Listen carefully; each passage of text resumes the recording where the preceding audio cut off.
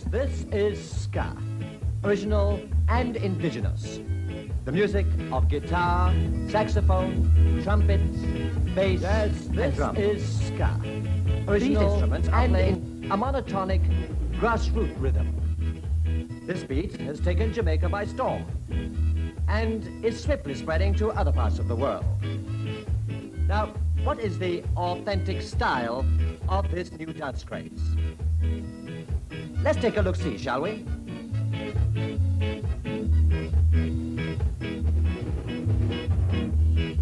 There are 4 basic steps to the ska.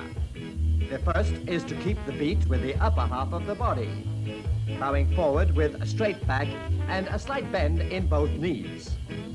At the first bow, the arms extend to the sides. At the second bow, the arms cross in front. The body straightens up in between the change of arms from one position to the other.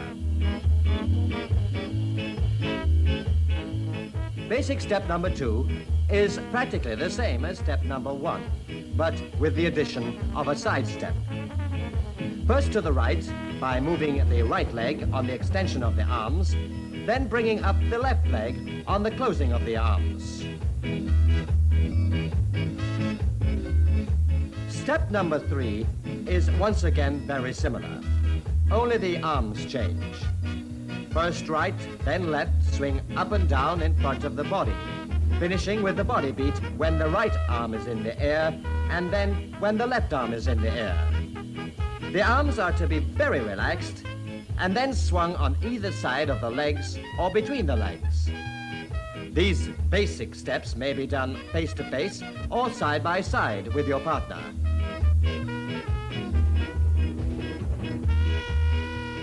Finally, our 4th basic step.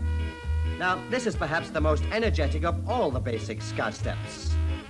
It's being done by 2 members of the band and is called rowing. A similar action to rowing a boat. It is either done facing your partner or beside your partner. The first move is to reach out with the arms, keeping both back and legs perfectly straight to form an angle at the waist. Then, a pullback, throwing backwards the upper half of the body from the knees up. Ska is as easy as that.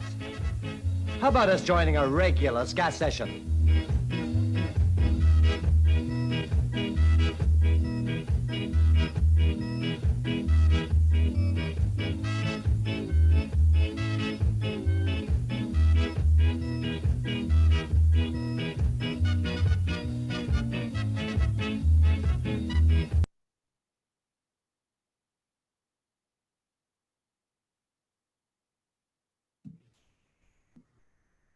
Hello. Hey. There's Hey. the boys.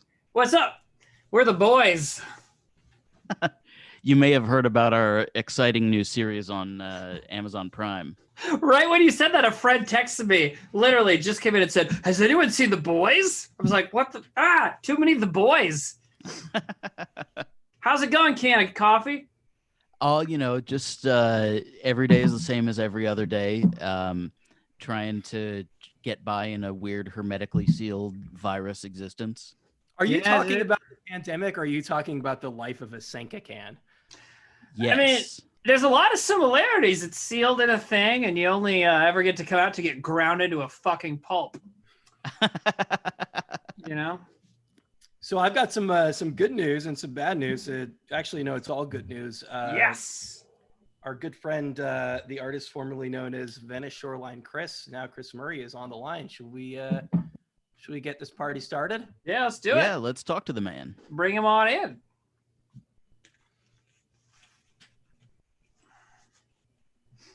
Chris Murray is connecting to audio. Okay. Hey. All right. Hey. What's going on? There's the guy. Are you seeing me all right? No, not yet. no. I mean, we're looking at a very handsome still photo of you, but I'd rather the live image. It definitely looks all right.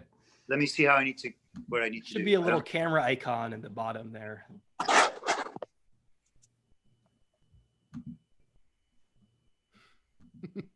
Timmy, vamp. Not I a feel good like idea. we're getting close. Vamp in. Okay. Oh, I'm so here he comes. Hey, There we what's up? go. Hey, Chris All right. Murray. Hey, Hey. Chris. Been such a long time since I've seen Chris Murray. You can see me and hear me now? Oh, yeah. You're Good? Okay. fantastic. Tech success. How you doing, Chris? I'm good. Happy Labor Day weekend. Yeah. Yeah, I'm fully in support of labor. Right. And holidays support labor doubly good. Like not working Chris, to celebrate work. yeah, indeed. You and I have known each other for going on, I feel like it's 20 years now. You played on my college radio show, roughly, I think 1990, I want to say 7 or 8. Wow. Yeah. So up in Santa Cruz. more than 20 years. Totally. Wow. Gangster, right? Yeah, that was the one. We did it. And it's just such a wonderful thing to see you like making music and making people happy. And you've always had one of my favorite voices. It's just what a treat to have you. And you can hear my dog is super excited too. Well, I feel blessed to be able to do it. I love singing songs and, I love making people happy. That makes me happy. So in a very basic level, it's a good life. I'm thankful for that. Chris, I know it's been a little over 20 years since you played Adam's show, but I don't know. Would you say anything's changed about Adam since the last time you saw him? You got different glasses, right? Yeah, that's it. Yeah, you nailed it. They look good. I like it. Something. We were laughing about this a little bit the last time we did one of these, which was like a month or two ago. About like generally, I assume it's difficult being in a ska band because of all of the infrastructure in place. Of actually getting 9-10 people on the road. But you've always been portable. That's something that, I mean, not always, but for as long as you've been just a solo act, like you've been the one ska guy that can plug into anything. Yeah, it's been really a fortunate thing how it worked out. So I started off in a band from Toronto where I grew up called King Apparatus. We were a 6-piece band. We owned a van. We got in the van. We drove from city to city and slept on floors and in the van. And sometimes we had a hotel room, that kind of just living it. And so I really understood when that band finished the infrastructure of keeping a band together and on the road and what it takes. And I had the opportunity to do some stuff solo. And it was just, at that time, so liberating. Because when bands end, we were together probably like 87 to 95. So a good chunk of time. And when a band finishes, it's always like, it's never on like, oh, that was so great. Thanks for doing that. It's like, oh, you're kind of tired at the end of it. So to be able to just not deal with the infrastructure or other opinions about, should we do this or what's in it? Someone says, hey, you want to do this? I'm like, yeah, I do. And I show up with my guitar and that's all that needs to happen. It's easy to get on a Greyhound or a plane or whatever is going to work. Get in a car. Can you talk a little bit about that transition early on? Was it difficult? Because I assume like the nice thing about being in a band is you've got people to back you up. If you like break a string or maybe you're not singing great that night, you've got all these other folks on stage and they're a team. That first time that you went out at a show as just the guy with the guitar, was that nerve-wracking? I think yes and no.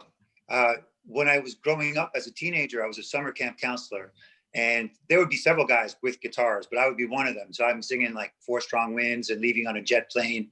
People get, sitting around the fire. Hey, everybody, let's sing along. And that kind of thing was like second nature to me. So I kind of brought that skill set to ska shows. And I've been in so many ska shows with King Apparatus. That was also second nature to me. So something was happening that I didn't have to work too hard at, that was already there in me. But because at the time I was the only person doing this format, and people say, oh, you're the first to do it, but you look back in Jamaica, there were guys with acoustic guitars singing songs. It's not a brand new thing, but in the ska scene of the 90s, it was. And so the first time I went out, I was fortunate because some people knew King Apparatus, so they knew me from that. So it wasn't totally cold when I showed up in a room. And I was fortunate because King Apparatus had done stuff with Moon Records. So I was able to have my first release on Moon Records, which really brought attention to it, to the ska scene. But as things went, I went out, the release came in 96, and it was released in May, but it was supposed to come out in March.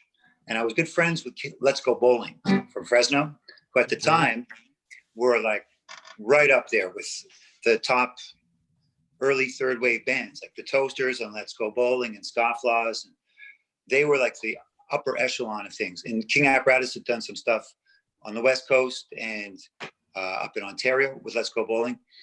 And so I knew them, and they knew I had this album coming out. They had a pre-release version of it. And even they'd stayed at my place in Toronto when I was working on some of the stuff. And I'd think, hey, I'm doing these 4-track recordings. I was doing those recordings even before there was any thought of the end of King Apparatus. That's how I would present songs to King Apparatus. I'd make a little demo. And so I said, hey, this one's kind of old school. Check it out. So they already knew these recordings from like hanging out with me in Toronto. So they're like, hey, if you ever want to like go on a tour and open for us, let us know. And I'm like, well, when's your next tour? And they're like, March. I'm like, my album comes out in March. Can I come with you? And they're like, yeah. So perfect. It was just so many things working together to end up with that result. Now, the rock and roll side of it, where things don't always work out as planned, there were delays with the manufacturing of the CD to do with mastering. And so it took longer. And I didn't actually get the CD in hand until maybe 2 weeks to the end, 2 weeks from the end of a 9-week tour, perhaps, or 7 at least. It was, I would think it was 9 weeks all around the US. And so I had been allotted a 10-minute set right before Let's Go Bowling. And their manager, Buddy, who went out with them, was going to communicate with their agent. This is all pre-internet era. And that, oh, Chris is going to come out and tour with us. But there was some communication problem there. So there wasn't a problem for the band, for me to get in the van and show up and go and do it with them. But the agent hadn't prepped any promoter for it. On the whole tour, I was billed on one poster. Yes. So every day I'd show up with them, and there'd be this moment where like, okay, here's the promoter. And we kind of told him, you do this solo thing and we wanted you to play. And he's like, he's kind of okay with it, but he doesn't really get it. Every day it was like that. And it was also like that with the crowds because they weren't prepped on it. And all of a sudden there's this guy getting up there on a stage with acoustic guitar, and everybody's primed to see Let's Go Bowling, which is the only act that hasn't played yet that's on the poster and the one they're there to see. So, and then I'm doing this crazy thing. So it was a challenge, but having a 10-minute set meant no matter what the obstacles were, it was only 10 minutes long. Right. And you can soldier through 10 minutes of anything. Totally, yeah. So I played 3 songs every time. Rocksteady was one. I played Oh Carolina, which I think already at the time, Shaggy had a hit with. So everybody knew Oh Carolina, but they also knew the old Folks Brothers, Prince Buster era recording in the scene. So when they heard me doing Oh Carolina, they're kind of like, I think I know what he's doing. And then each day I gets it. So it was easy. A lot of things just fell into place naturally to put me in front of a lot of people on that Let's Go Bowling tour, right as my album was coming out on Moon. And a lot of things were fortunate in the way they played out there. And it was probably good for me in building character to go through that couple months on the road, facing every day, like people are like, I don't know what you think you're doing, but this is crazy. This is, literally. Yeah, well, it was the guys with 14 people in a 15-passenger van telling you that somehow you're crazy as they're trying to split up, a $300 guarantee 12 ways. Right. That reminds me, I was in a sketch comedy group, and when we first started, we went on tour with Flogging Molly. We were opening for Flogging Molly, and it's like, hey, kids, I know you're you know, everybody there is there to see them, and they're crazy on whiskey and ready to rage. And we're like, hold on, we know you're excited, but here's some little plays we wrote, you know, and like, so we got drinks thrown at us the first night, you know. So I get it, like having to open for something that's like, you know, burgeoning fandom, you know. So yeah, that's flogging Molly and sketch comedy go together like licorice and cheese. Right. And I think it's somewhat comparable because Flogging Molly crowds and ska crowds of the 90s were both kind of like, I want to say a little edgy and aggressive. Yes, and sure. Intoxicated and ready to let loose. Yeah, for sure. And when that is held back from them, that's a challenge. Yeah, Sure. I mean, Totally. I assume you were Rage. playing to like primarily like teenagers at that point. I mean, that was like a huge part of the ska fan base. Do you feel like you had to work doubly, triply hard because you were the dude with the guitar? I'm not sure about the working hard. Like, I really love to play, and whether it's singing with King Apparatus or playing solo or playing with the combo or whatever situation, I love the playing of it. So I'll say this: with King Apparatus, we were like a beer drinking band, and I was the singer. I wasn't playing guitar in the band. It was my job to get crazy and like move the room and be over the top. So having some beers was part of like the creating the vibe, and that was just how crowds were back then. Like, more drunken, I think, than they are today, or that I see, and at least in Canada. And so with when I was now the only person, and I had to execute the guitar and the singing in front of a whole room. At that point, I just stopped drinking before performing because I would find my hands were more likely to make a mistake on the guitar. And so in that way, I would say I worked more seriously at it. I realized I had to do a different thing, and I adjusted other factors to do that as well as I could. Cool. Are you you want to demonstrate your ability to play the guitar and sing music? Okay. How is that for a segue? It's a very large belt buckle, Brian. I don't know what you're talking about. Oh, should I go sideways? Is that better? Yeah, let's give that a shot. Nope. Let me, yeah, I do a lot of streams. Yeah. And vertical is best. So I'll try to get maybe, you know, if you can turn it sideways and then stand on the wall, maybe. What? Pardon me? I said if you can turn it sideways and then stand on the wall somehow. Okay, exactly, right. So I'm going to do one called Home. I'm going to try to keep the guitar in frame as well. So you can observe me singing and playing guitar. All right. I've raised the dust on 10,000 streets, worship the earth with the soles of my feet. I've roamed around all the days of my life, heading for someone, somewhere to arrive. I want to go home. I want to go home. I want to go home, but home has gone away. Young head foolish, young heart unwise. I left my home for the world outside. Much too late, I realized my home was always in your eyes. I want to go home. I want to go home. I want to go home, but home has gone away. I'm here 1 minute, then the next I'm gone. When I get that feeling, then I'm moving on. Don't feel much like hanging around, cause what I'm looking for, I ain't found. I want to go home. I want to go home. I want to go home, but home has gone away. Yeah.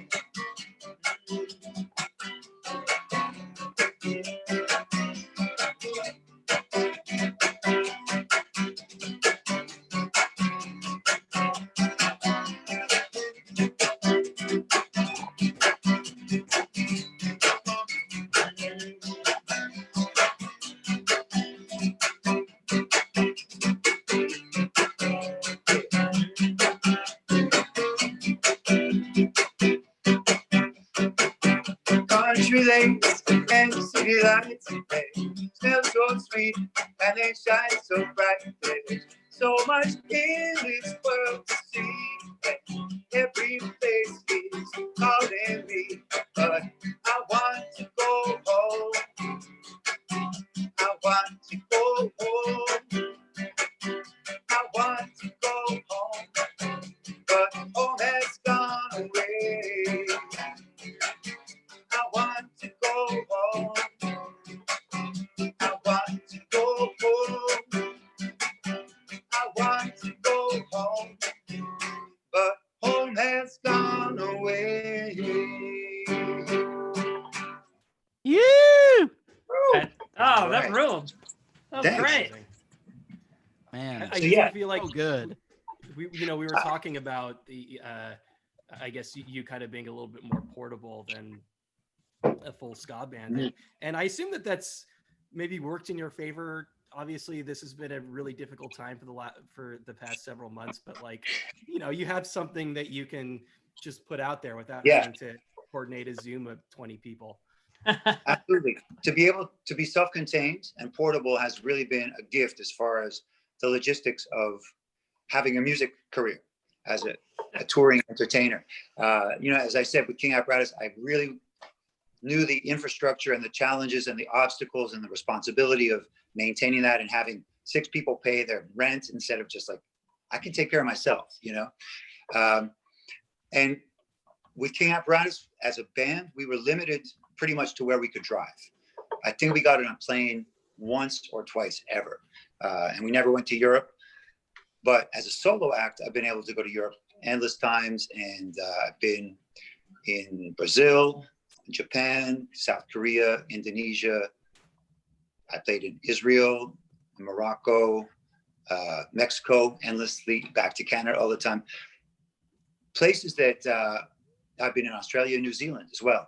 So I'm a guy who loves to travel, and because I show up with my guitar to sing songs and people are there anticipating it and receiving me, and it's a pretty charmed reality to show up and all I got to do is like sing songs and have a good time with people, and they're like, that was great. So being solo has allowed me to go to a lot of places that even if I have like a version, a band called Chris Murray Combo, which is a 3-piece with drums and bass, and we all sing together. So even with that group, it has been much more difficult to afford to go places, to have the finances of making a trip make sense. For me, like part of it, I went to Indonesia for a festival, and they brought a guy from Italy the same trip for the first ever Semarang ska festival, and it was on this island of Java, same as Jakarta. So it's the second biggest city. Jakarta is the first big city, and then Semarang. So I think about 800 people came out to the festival, most of the kids, wow, teenagers and early 20s. And there were lots of ska bands. There's just like, there's a scene going on there. It's pretty self-contained because people don't go there from other places, and their cost of living is low there. But for them to travel to another place and do anything outside Indonesia is expensive. So it's very self-contained. And they'd had, a month before I was there, the Toasters had been there. And this was maybe 2012. Before the Toasters, the previous international ska band that had been there was Maroon Town from London, who had been there in 1999. Wow. And had a member who had family ties to Indonesia. That's how that happened. So it was a crazy trip in that we'd be walking around, it's a big city, and people would be like asking my posse that's taking me around, like, they want to take pictures with you. Is that okay? I'm like, wow, sure. But they don't know who I am or that I'm a musician or any of that. It's just like a Westerner. Right. Who's this guy walking around with a crew? He must be worth having a photo with. Well, I really stood out in the whole week I was there, other than Mr. T-Bone from Italy, the other artist they brought. The only white faces I saw were 2 Slovenian students backpacking. And other than that, everybody was Indonesian. So just being a white guy there was like super weird to them. So Chris, having have you those kinds of connected? Oh, go ahead. experiences, Sorry. I think as well, I love to know the world. As you can tell, I get off on like telling a story like that. And I've traveled with bands and I've traveled solo, and I understand the reality of when you show up anywhere with a band, you got 3 people, 5 people, 10 people, you make a splash. And now everything around the band relates to the band being there. But as one person, it's really easy for me to like stay at somebody's house if that's what's going to go on, or just there's something happening and now I'm one more person in the thing, and I don't dominate what's going on by my presence, and I can You really enhance like, it. yes, but I can also have the experience of what it actually is without my being there changing what it is. The way being a band being there changes what it is. So I Chris, really have you enjoy that. met any of these new young ska bands that are out there? Are they aware of you? Like I admit I'm sort of behind on it, but there are these bands like We Are the Union and Kill Lincoln that are totally new to me, and I don't even know exactly how long they've been around, but I've been finding them through this guy Ska2 Network on Instagram. Right. Have you had any interactions with this kind of new younger generation? Well, I would, those bands specifically, I have heard of them both, and Ska2 Network, but have never, I don't believe, crossed paths with them. But when I go different places, there are different local acts that are on the bill sometimes. So in some cases, I've definitely, even within the last year or two, played with young bands who it's great. You know, like I remember when King Apparatus was a young band, and we have the opportunity to play with, you know, like Bad Manners or Bim Scalabim or the Toasters, or Laurel Aiken came to town, and we got to play on the bill with him. And so I've been the kid band when the more veteran artists came to town so many times that I think that's really important for the music, that young people get the opportunity to make music with or observe the more veteran artists doing it. Because I know my generation, I got into ska through two-tone, and as an adolescent, it was kicking off. So right. By the time King Apparatus started, I was maybe 20 or something like that. And the third wave was really at the very start.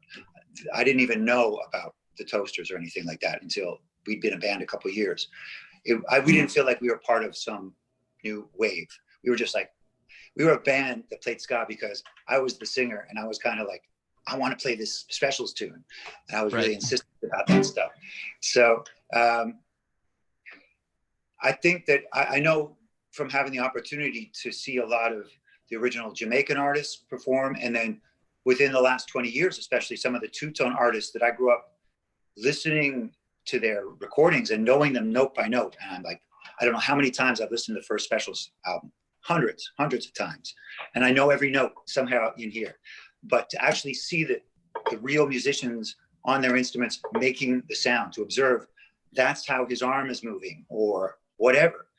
I have learned so much from that type of exposure to artists where I feel when people, I don't think people use the term traditional ska the way they used to, but I actually feel like part of a tradition because I've been of the generation where I got to work with. The next above me was the two-tone people, and beyond that was the original wave of Jamaicans. And I think the younger generations will never have that opportunity. At least, or maybe they'll have an opportunity to work with one Jamaican, where over decades I got to see a bunch of people and they all know each other. You learn a lot. Yeah, so sure. I appreciate when I'm in those situations working with young bands, how I can just demonstrate some things to them. And I think that throughout my career as a solo artist, in some cases, my biggest fans are musicians. Fans love it and stuff, but fans are easily, fans, not the right word, typical concert goers are easily impressed by volume and jumping around and stage costumes and zaniness. Well, I'm not bringing that stuff. So the people that I know from years of observation are really tuning into what I'm doing are the musicians, because they'll be like, I hear like the way the guitar is sounding and it's implying these other rhythms and it's leaving space or it's being busy or whatever. I think the musicians are really like understanding what I'm doing at a level that non-musicians don't. In the same way, like other visual artists will know what's happening in a painting the way I will never know. Sure, the real heads know. Yeah. So somebody who I've seen a number of times over the years who has always brought energy regardless of, I mean, obviously he's getting up there in years is Toots Hibbert. We, you know, Adam and I were discussing this offline when he first invited you to come on the show. I know that covers have always been, you know, a kind of a part of your repertoire, as you said early on. That's sort of how you hook people in. And I said, assuming I knew the answer to the question, I asked Adam, hey, do you think he could play any Toots and the Maytals songs? And I mean, I assume that Toots Hibbert and Toots and the Maytals, I mean, he's like, if you have a original ska Mount Rushmore, it's, you know, it's like Desmond Decker, Prince Buster, Jimmy Cliff, and he's at the very top echelon of influential acts from the origin. Yeah, and he's you know, in the news right now for unfortunate reasons. He was admitted to the hospital, was sick, possibly COVID-19. Obviously a fighter, you know, and somebody who every time I've seen him has seemed to be in tremendous shape. But we thought it was only appropriate to ask you if you could entertain us with a Happy to, yes. So yeah, definitely Toots is an artist near and dear to my heart, and I got to see him.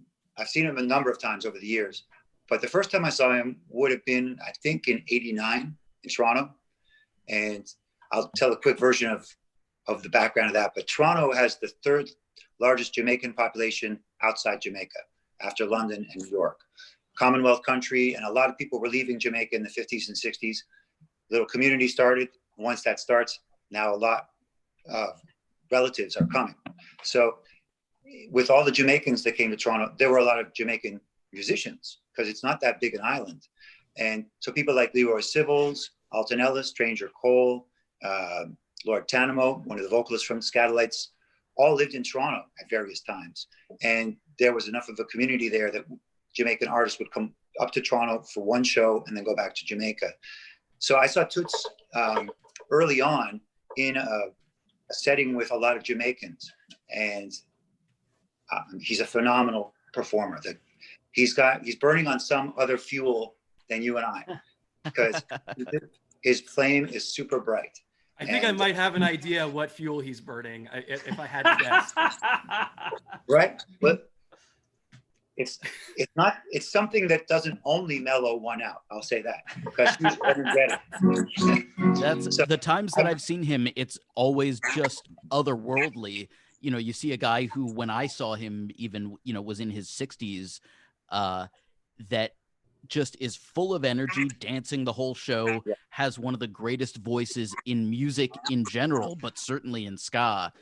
And every song ends in a double time rave up of, you know, him and the horn section just going crazy. It's just incredible that one man can have this kind of spirit that just blasts out of him, that is so easily felt by such a wide cross section of people. I agree. Both his parents were preachers in the church, so I know that feel in the spirit, Holy Ghost vibe is something that he just grew up with, and we all feel that, whatever our beliefs are, that kind of level of engagement is infectious. 54:46, the beginning of that song is like quite literally a spiritual. Yeah, well, that's a song where he went to jail for ganja. Yeah. That was literally his number in jail. Right. So I know the whole Jamaican music community and world is pulling for Toots right now. most recently, what I heard yesterday was he had been tested positive for COVID-19 and was in a medically induced coma, which I know they do for some stuff. I don't understand it, but he's getting the top care that can be given. And yeah, as we're all saying, he seems a very robust guy. I'm hopeful that he will have years to enjoy. And so I'll quickly plug my own stream. I do every Thursday at 5 Pacific, Blue Beat live stream at my Facebook page, which is facebook.com/Chris Murray Roots. And so I started doing that at the beginning of April, and I'm doing it weekly. And I usually do 1 or 2 maybe extra shows in the month at a different time where people in Europe are not asleep. And so I learned this song. This one we just had on Thursday yesterday was a love songs theme. So I learned this Maytals tune for that even before I understood that Toots was sick. And because Toots can benefit from the energy we send him, next Thursday will be at Blue Beat a Maytals themed playlist. Oh, so I'll be singing some more Maytals tunes next. Do what I can, because energy is a strange thing. And if we are singing Toots' songs, that is touching him in the way he's touching us. So I won't get too much in that, but this is one called My Destination. An old Maytals tune. Well, I fell in love with a girl one Sunday. Fell in love with my friend on Monday. My mind was worried, my heart was in trouble.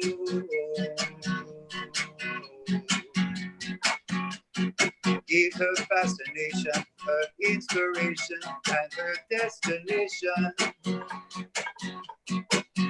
I was walking on a lonely road one Tuesday. I met a girl, she texts me on Wednesday. And Thursday we were walking down the aisle. And Friday we were feeling so fine. It's not today, it's not today. She's my fascination, my inspiration, and my destination. She's my fascination, my inspiration, and my destination. She's my fascination, my inspiration, and my destination. All right. Wow. Talk about blasting good energy. Yeah, dude. Wow. Oh, man. I feel more, and I'm not intimidated because I'm going to do what I can do. But to try to do a bunch of Toots' songs, because he is such a fantastic singer, I can only approximate my best attempt at his material. But I know I'm going to try to feel the same vibe he's got. What drew you to that song specifically to play on the stream? Well, so the one we just had was a romance theme, or a love songs themes. People have been asking for that theme. I'm going to turn on the lights because I'm getting dark here. Heck of a mixing board. Yeah, there's something back there.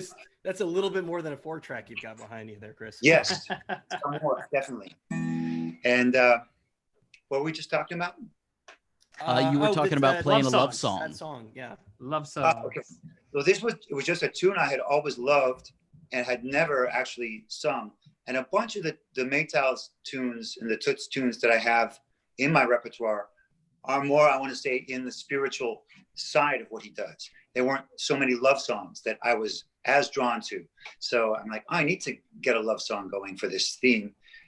And that was it. It was one of those ones that had always spoken to me. Great. Cool. It's been an amazing and absolute pleasure speaking with you. I know I speak for all of us when I say that we're all huge fans. You mentioned the live stream. Is there anything else there? I mean, obviously this has been an incredibly difficult time for everybody, but particularly touring musicians. So if people, and I assume everybody enjoy the hell out of that, what's the best thing that people can do to support you, to interact with your music? So I think the most easy access point is to join up at to see the live stream, which it's free to attend.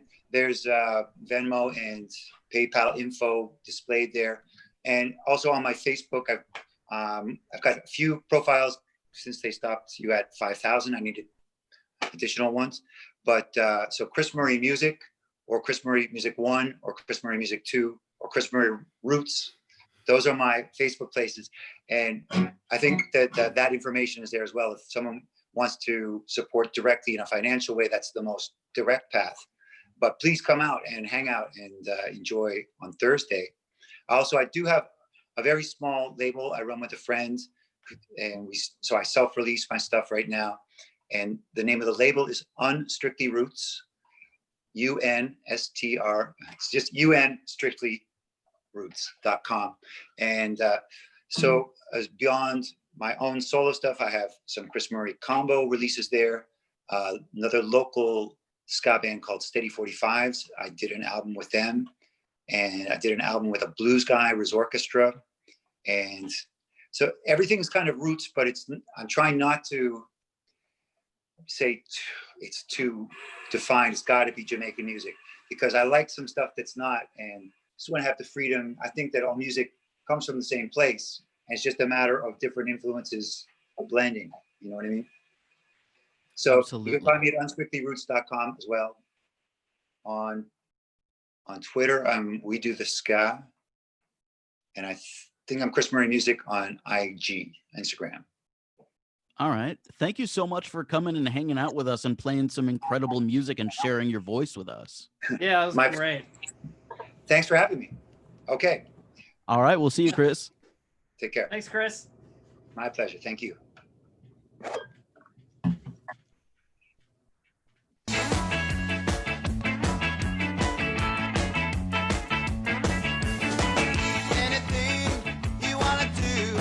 Show me how and I'll do it too.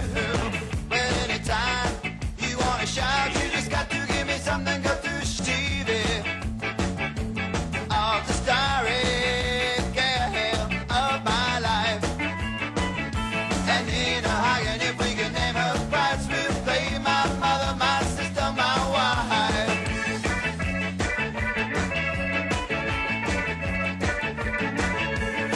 Just do it fast, I'll wait in the put on the ski mask so they don't know who you are. This ain't no joyride, girl, so pull out your gun and grab up all that money, and away is where I run. And don't you know that you can never get caught? If you think you're in danger, well, you know that you're not. In the movie made for TV of the starry gale of my life. And in a hog, and if we can name her price, we'll play my mother, my sister, my wife.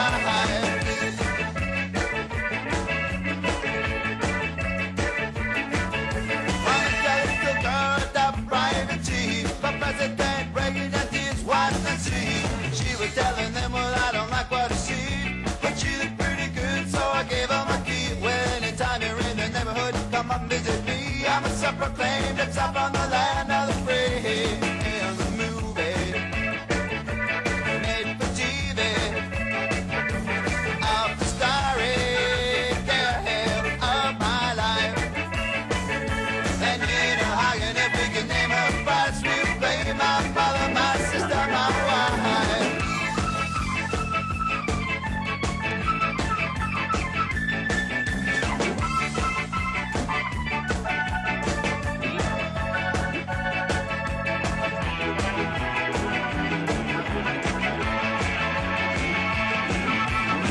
I can't eat it now after all that it's been. My legs got made for TV, moving quick. The way you danced across the tiny screen. You know you made me love you, girl, since I was a teen. Well, after one or two commercials, I'll find out it's a dream. I always get the girl in the line to save me.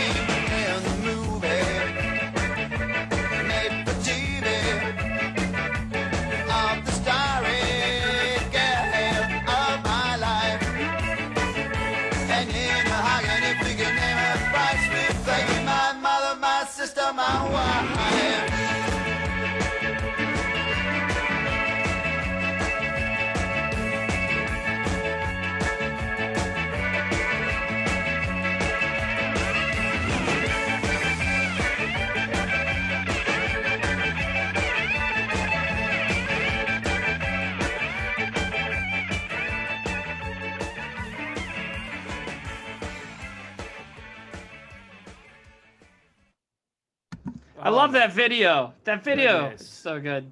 But I mean, pales comparison to how good Chris is just like in his living room on a Zoom stream. Holy, that guy. I mean, talk about being able to just create energy being just a dude on a. I mean, I don't bop my head on Zoom chats a lot, right?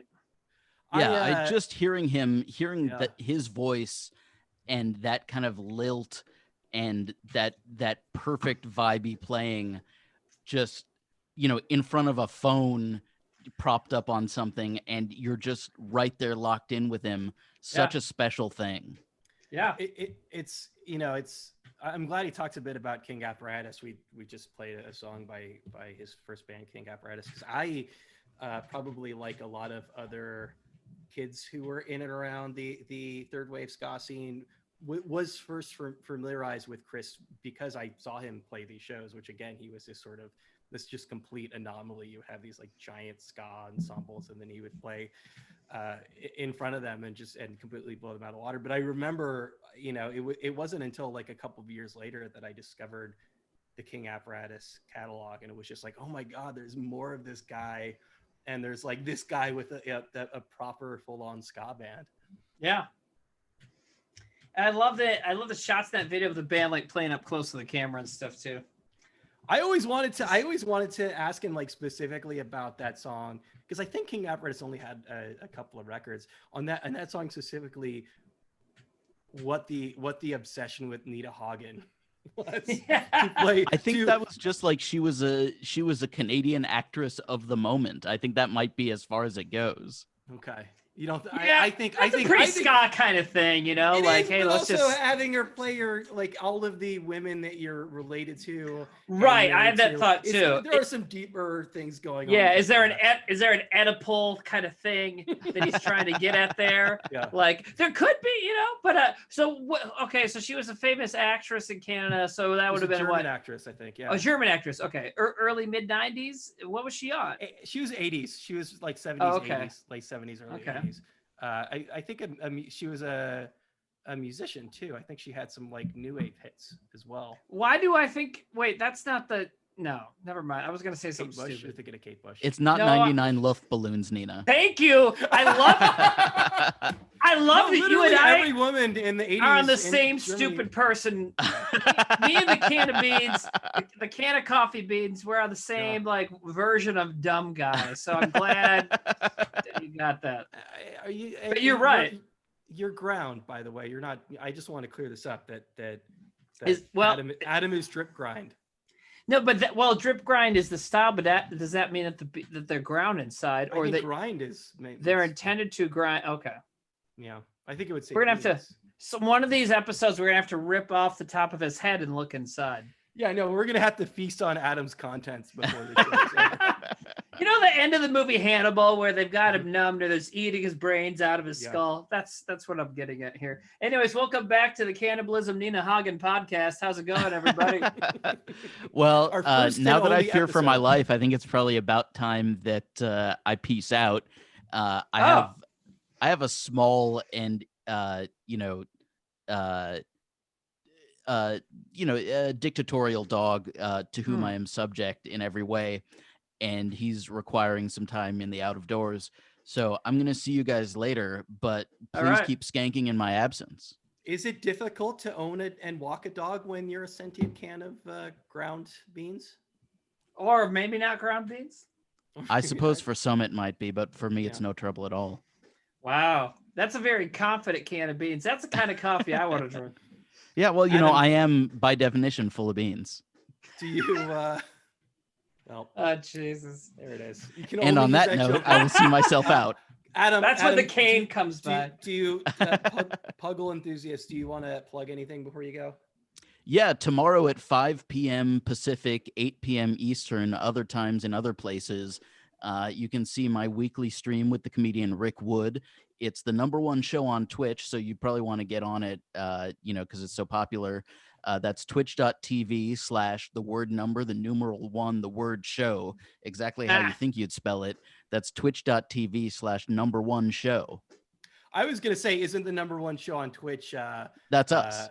PUBG and a bunch of racial slurs. But I was gonna say, isn't the number one Twitch stream normally like a racist guy from Eastern Europe somewhere, like with blonde hair? that's Adam's show. That's You might shooting that, people. but the username was available, and so we are now Okay. the number one show on Twitch. The All right, joke has been delivered, been received. I got it. We're also going to be on Twitch tomorrow too. So, White is kid. So, like, you plug your thing. gonna have a No, I was going to tell Adam I want to have a Twitch fight. I'm saying I do want to mention that Timmy and I are coming back. We're going to do this for a couple more of these, right?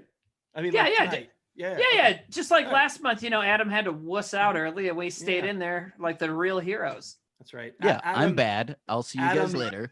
Adam, let's do this on my schedule and start when I want to on the West Coast. Is also Adam, I have to leave the show early. Confirmed. Wow, things are getting catty. All right, you guys. I'll see you later. Have a great evening. I love you, Adam. Bye, I kiddo. might say it's gotten canny. No, I don't know. I might not.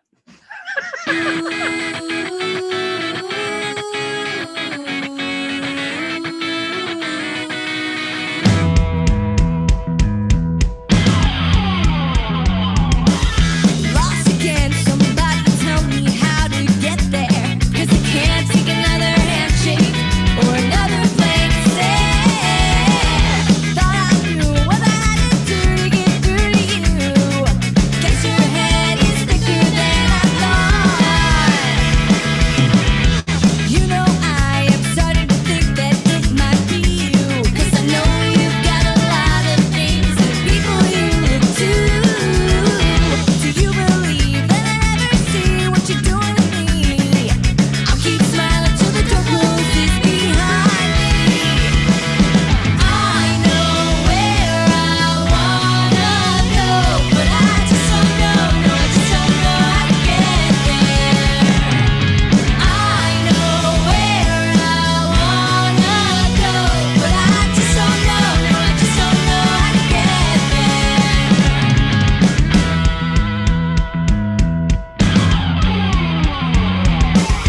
Lost again, somebody tell me how to get there. If I hit another detour, I'm afraid that I won't care. Who'd have thought that I'd have bought the expectations? That whole road probably just leads straight to hell. And once I'm there, are you gonna care or conveniently look away? I don't think I want us to fall off and die that way. Do you believe that I never see what you're doing to me? I keep smiling till the door closes behind me. I know where I wanna go, but I just don't know, no, I just don't know how to get there. I know where I wanna go, but I just don't know, no, I just don't know how to get there. I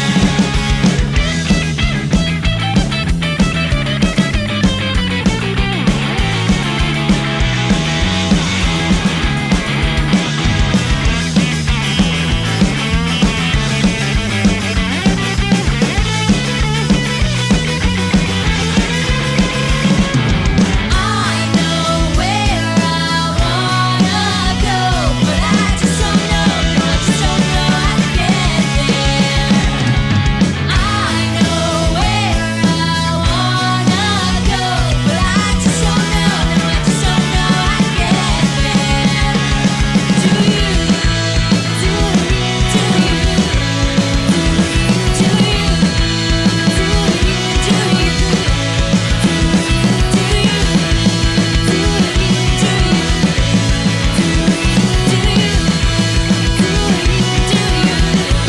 Tell me if you do.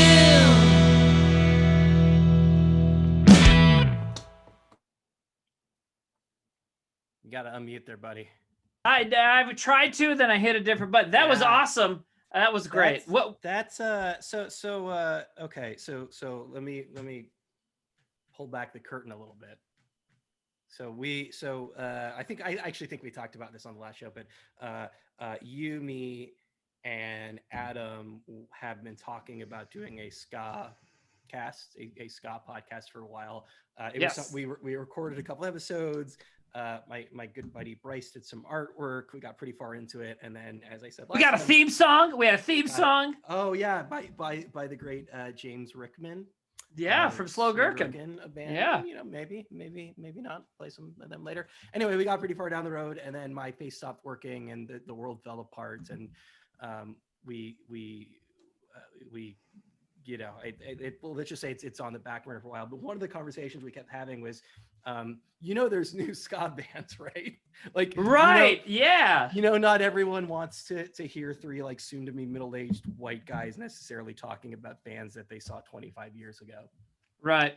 Yeah. And well, for me, I mean, I've never been good at following new music like ever, but especially now let's face it, man, we are middle-aged.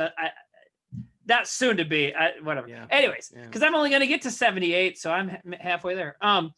Anyways, but no, I'm a dad. I'm old, whatever. I live in the middle of nowhere, so like, yeah, I don't follow new stuff. So I see bands like that, especially bands fucking kicking ass quarantine style. That's great, and it's so exciting. Yeah.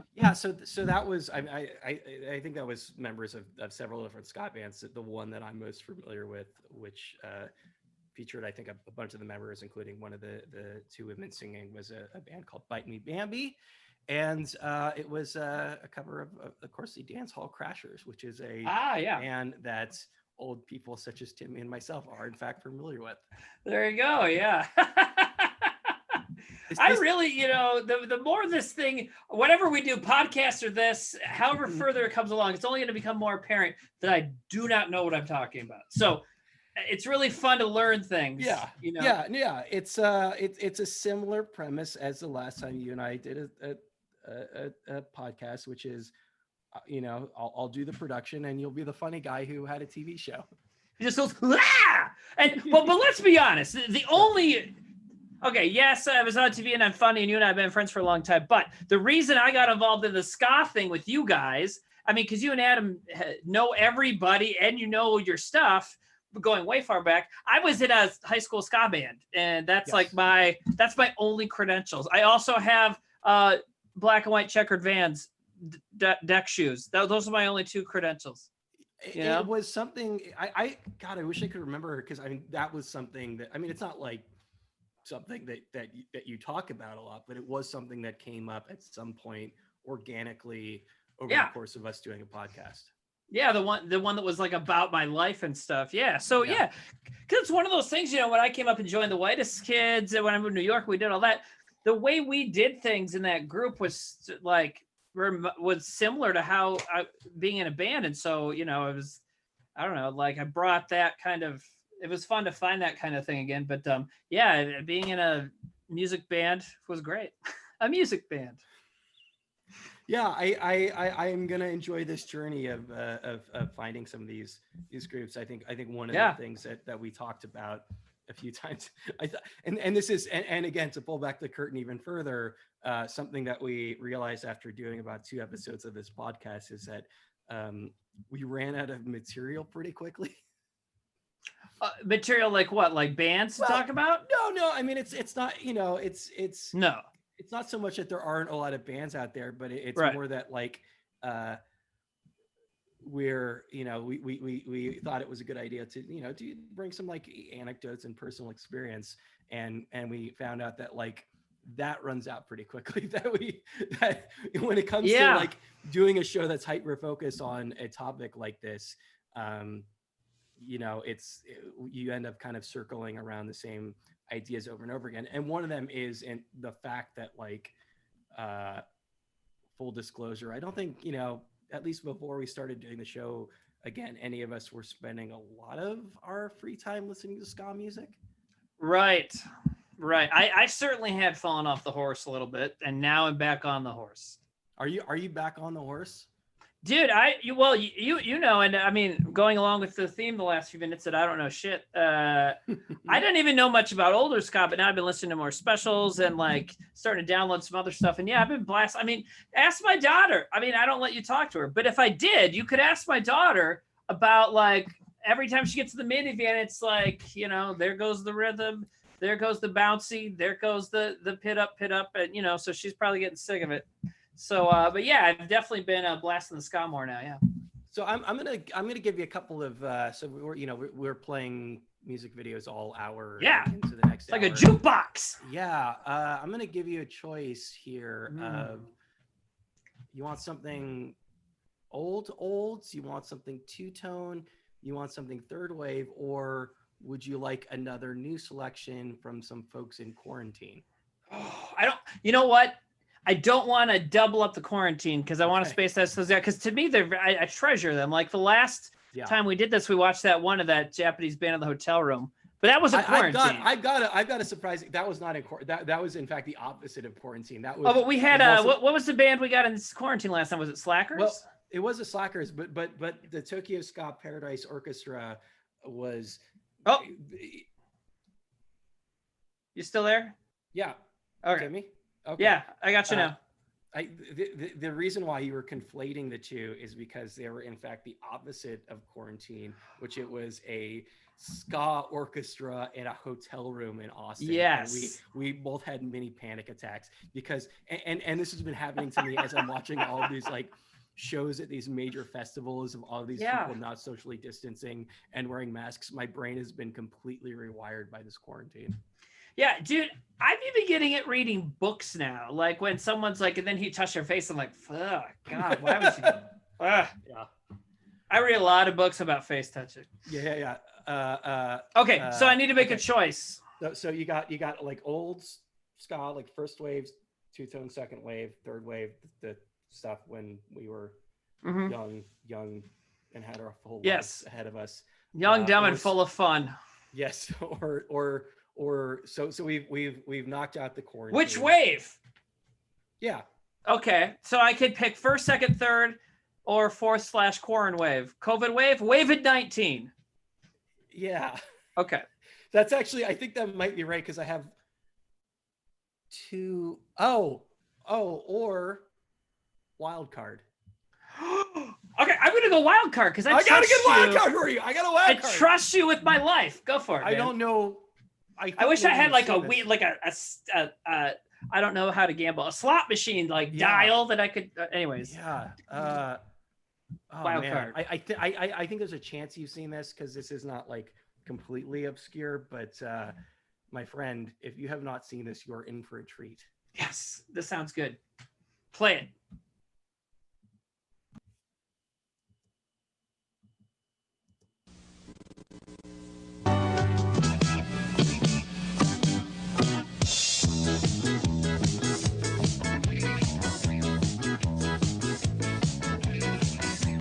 Jesus is a friend of mine. Jesus is my friend. Jesus is a friend of I mine. have a friend in Jesus. Jesus is a friend of mine. Jesus is my friend. Jesus is a friend of mine. He taught me how to live my life as it should be. He taught me how to turn my cheek when people laugh at me. I've had friends before, and I can tell you that he's one who will never leave you flat. Jesus is a friend of mine. Jesus is my friend. Jesus is a friend of I mine. have a friend in Jesus. Jesus is a friend of mine. Jesus is my friend. Jesus is a friend of mine. He taught me how to pray and how to save my soul. He taught me how to praise my God and still play rock and roll. The music may sound different, but the message is the same. It's just an instrument to praise his name.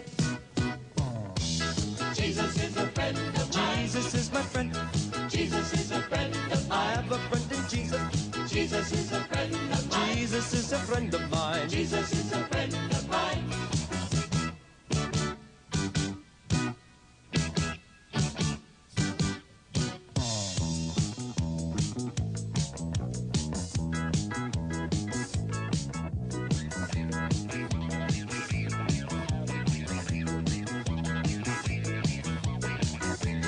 Jesus is a friend of mine. Jesus is a friend of mine.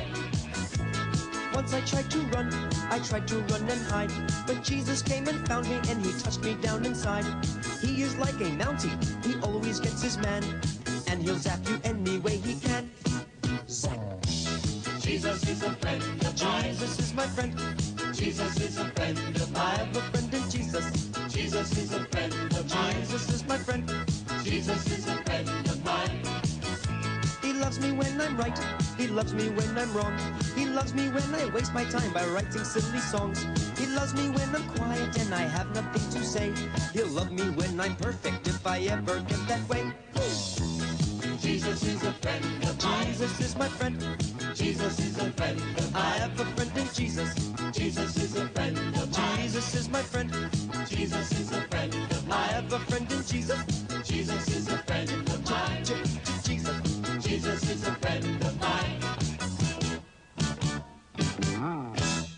That's terrific, Sal. Thank you very much. Beautiful, beautiful. Well,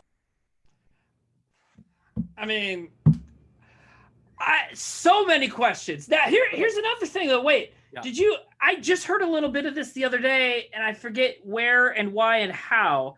I feel like I was. this song. Yes, I was like Really? Googling ska or Googling Well, there you ska. go. What the So you- fuck is the matter with me? No, I was. What So was you I found doing? the #1 ska band. You know what? I might have looked up. Was I looking at like ska on iTunes? Or I randomly found it and just No. heard like 30 seconds of it, and now here it is. Okay, so I have so many questions. Okay. I don't know what you know about this, so don't tell me. Let me just start where I can. You Uh, want to start by asking questions, or do you want to like build your own backstory here? Build my own backstory. What do you mean? Okay. Oh yes. Okay. Okay. So The Well, band I'm is called s- Sunseed, Sonseed. see, I think I might be too confused to figure out the backstory. Okay, I want to know the time period. Okay, because it seems like it's the 70s, right? But It is. okay, so it seems like the 70s, but okay, Yeah. how do a bunch of white people who look that dorky Mhm. singing about Jesus have like that good of a grip on like ska groove in like the 70s, right? And then also they got like the bands, like especially the guitar and bass player, their chemistry and their like stance and their like energy is way past what I normally attribute to Christian bands. Okay, do you know what I mean? Like the Mhm. bass player's got like a funky thing going on. Like they look like they really enjoy their music, which is not. I don't associate enjoying music with Christian bands. You know, so, like them. I don't think Christian bands like playing Christian music. Is what I'm saying. But anyways, so there's that. But then also the guitar. I don't know if it's the bass of the guitar, but one of the guitars was that cool kind of skinny guitar with no body that like Devo played and shit in the 70s and early 80s. So there's all these cool parts of it. And I just, especially towards the end when the guys talk about Jesus being inside of him and he's like the Mounties, he always gets your man. Like, Yeah. so that's my last part of the confusion is, are they actually serious? I don't know. I Okay. couldn't tell. So what do you know? You know they're Okay. called Sunseed. I know they're called Sunseed. Okay. Which you know, I granted I don't know a lot about the New Testament as somebody Right. who grew up as a Reformed Jew in Right. the Bay Area. Okay. So there's a couple of ways we could go about this. I can literally read to you from the Wikipedia page.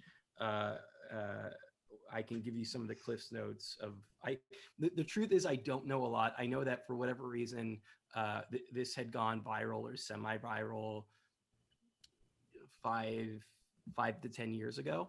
Okay. And so that's how you came across it. Yeah. So Okay. it's real. Okay. It is not in fact a Tim and Eric sketch. Okay. And it's not satire.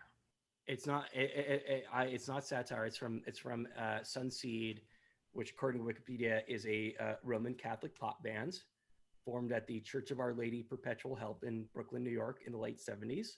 So the band was formed in the late 70s. That explains some of the coolness because they were in Brooklyn, right? Yeah. So like there's some of that just coolness around them that they can't help but have. Coolness is some of. Coolness is kind of a weird. It's a loaded term here, right? Right, but okay, so well maybe you think church is cool. No. No, I get it, man. I get it. From the standpoint of calling this group of people, I mean, because you know, like I said, this is a group that was formed in the church here, and here let me. It's okay. Yeah, There's so a pretty. there's there's a a pretty guitar that I'm looking- talking about.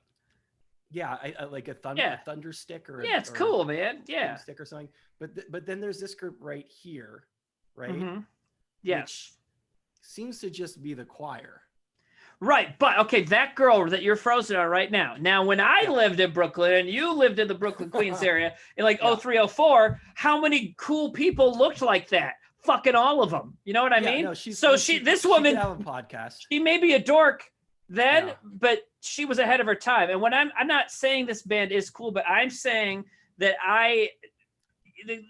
these guys have a little more like pep in their step, a little more strut than most Christian bands. And I'm thinking maybe they just got that by osmosis by living in late 70s Brooklyn. So that's what I'm saying is maybe that's why I think they might be cooler than they are, because they're from Brooklyn when there was a lot of creativity going on there. You know what I mean? So yeah, I mean, I get the impression that it's a situation where because they're pretty capable players. The bass solo is excellent.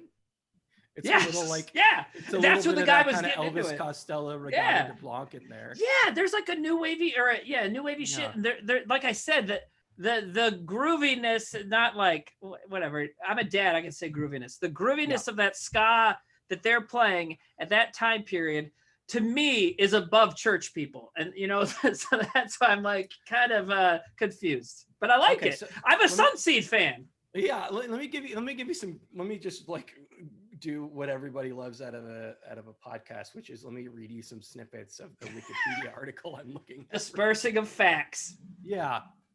So they released one album in 1981 called First Fruit, which the band is called Sunseed, First Fruit. Okay, so it's like weirdness. You're right.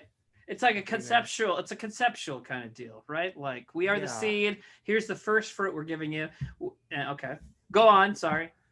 There was a proposed follow-up record, Just Can't Get Enough, and the parenthetical is of Jesus with 3 exclamation marks. Hold on. Why wasn't it called Second Seed or Second Fruit or more First Fruit? Yeah. I don't know. I just made myself laugh. More First Fruit. I'm sorry. That's not professional. Oh my God. No. What? I'm not going to look. You got to tell me. I'm going to work my way down because Timmy, when I get to this last thing, and I swear to God, please, no one else who's in the chat right now or watching this, please don't go to the Wikipedia page right now, because you need me, like, trust me. You need me. That one of two things is happening. Either there's an amazing cosmic coincidence happening right now, or somebody has edited a Wikipedia article specifically to fuck with us. Which, by the way, that I've encouraged that in my online life before, and people have fucked with Wikipedia at my request, so it is not something that is beyond the people that watch something I'm on. So 2 things relate to this. Number 1, it has a footnote, and 2, if it is in fact a prank, like, kudos to the person who does. Okay, so I'm going to work my way up to this. So I'm going to give you some facts from the page. So abandoned the second album. It was supposed to be another mix of new wave and new romantic music. Some bootlegs had surfaced, but the band ultimately disbanded in 1983. Some of the band members obviously went on to be in different bands.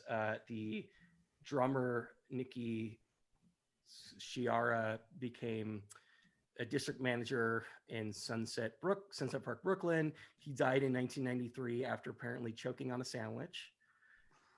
The band came back into the spotlight so this is what I was talking about. They came back into the spotlight in 2008 by performing when the video that we just watched surfaced from a religious television called The First Estate, became a YouTube hit, spawned a bunch of parodies, blah blah blah, different bands covering it. The internet comedy band Smosh, or comedy group Smosh, did a parody of it called Vader Is My Friend. And two key things happened in 2011. One of them is that the Fox hit television show Glee did a cover of the song Jesus Is a Friend of Mine, so performs on Glee. Number 2, and this is what I've been working up to, in 2011, an artist did a German cover called Jesus ist ein Freund von mir on her 2011 album Volksbeat.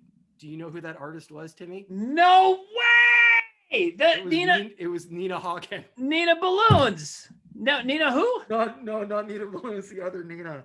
The one we're talking, Nina Hagen, that Did a Chris's song was cover about. That the King Apparatus song where she plays all the different women in his life. She did a German cover of this obscure Holy Christian ska song. cow. And I'm gonna say right now, no way is that a prank. We don't know. No one watching this is smart enough to do that. No. I'm gonna leave you all to just to stew on that for a second. That is great. One right now. Everything that is some cosmic shit. I'm gonna credit that to me having watched all the Phantasm movies this week because I'm I've summoned phantasmagorical energy, and I think now we're riding some sort of cosmic train into hell. So now I'm excited to see what you play next and to see how that ties into our lives.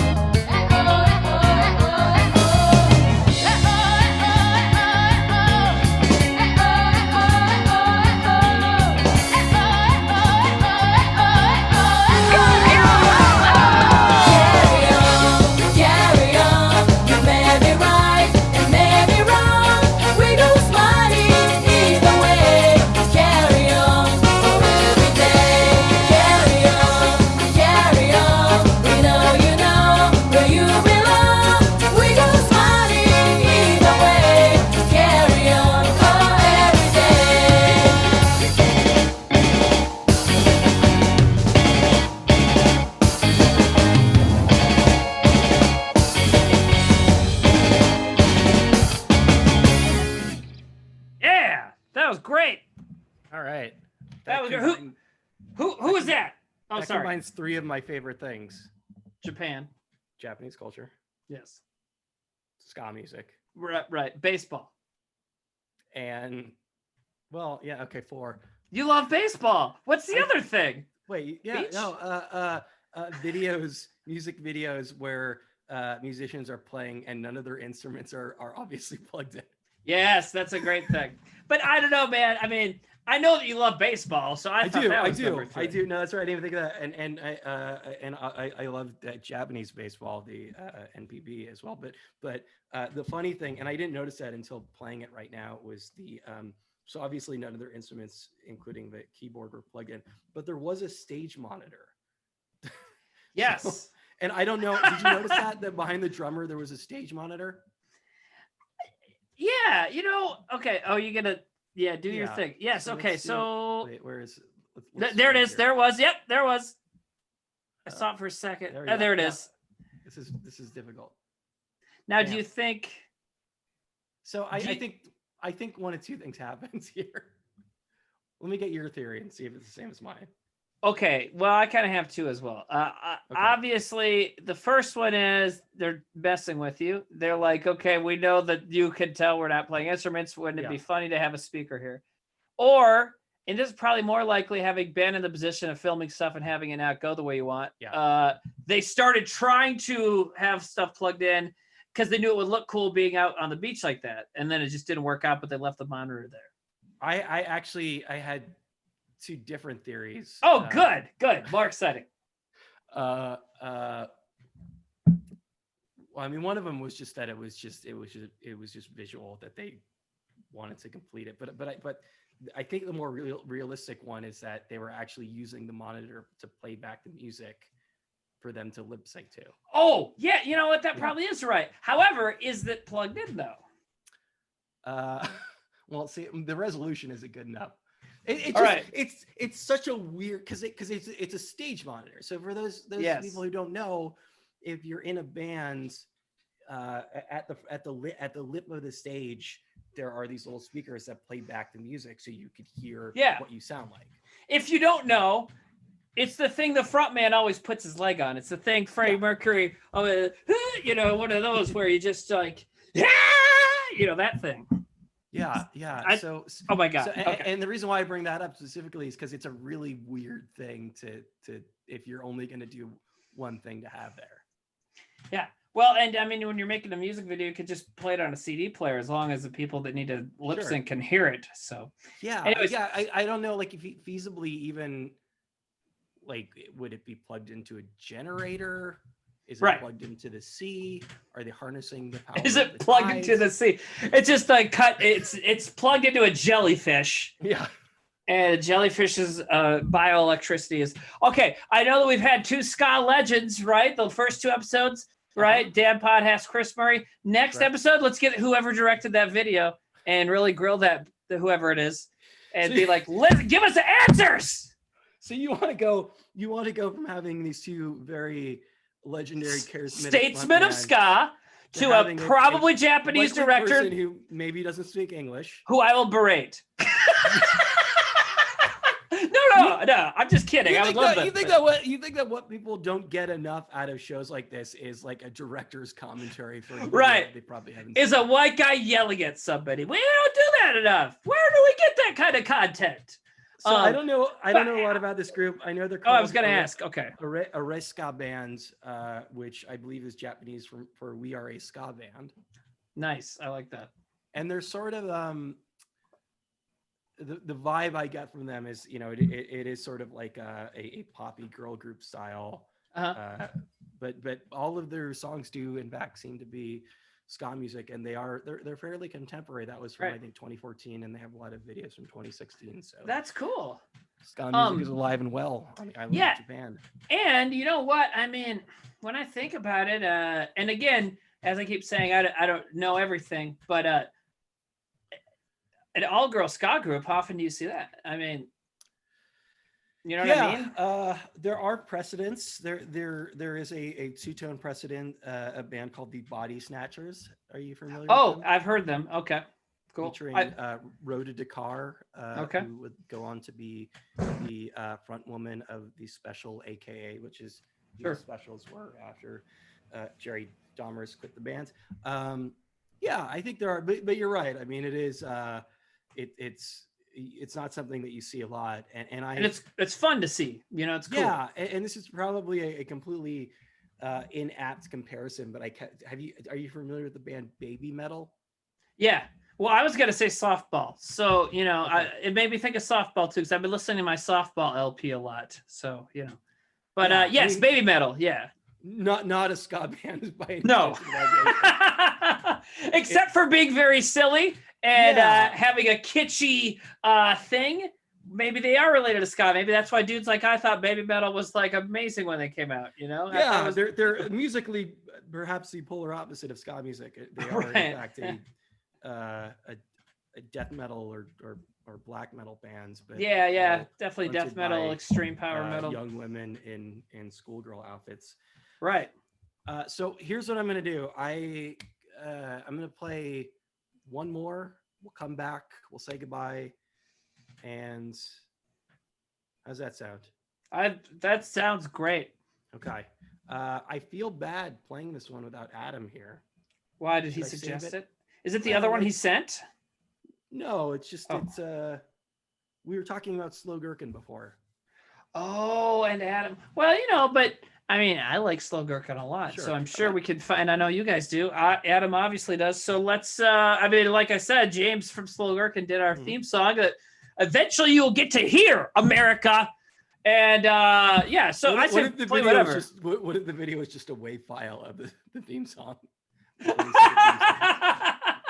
I would love to do. Maybe someday I'll get permission from, I don't even know who I need to get it to, but we can play our theme song and then the unused Whitest Kids theme song by an icon of grunge that they ended up not letting us Wow. go with. Yeah, I think I can say that. Gibby Hayne did it. Oh, So icon of grunge, yeah, of grunge, art, Yeah. punk, whatever you want to call it. But yeah. So he Wow. became a friend of the of Trevor's and kind of the group for a bit, and some of another band we do, and they wanted. He was friends with this band that we were friends with, and they wanted to do something together. We had them do a theme song, and then at the time we were getting on Fuse, they were like, "It's a very strange song." So maybe Sure. someday I'll ask them if I can play that for our tens of listeners. And Gibby Hayne of the Butthole Surfers. Yeah. It was a strange song from him, is what you're saying. it was a what? Well, yeah, it was a strange song, so it was a Gibby Yeah. Hayne song. Yeah. Yeah. It's got his vocals. It's got the vocals you'd expect, and it's great. Anyways, I don't even know if I'm supposed to talk about it. The lawyers are calling me. Should we do Slow Gherkin? And Yeah, then dude, come I'm back sorry. with Yeah, the no, audience? cut me off with Slow Gherkin. Let's do it. All right.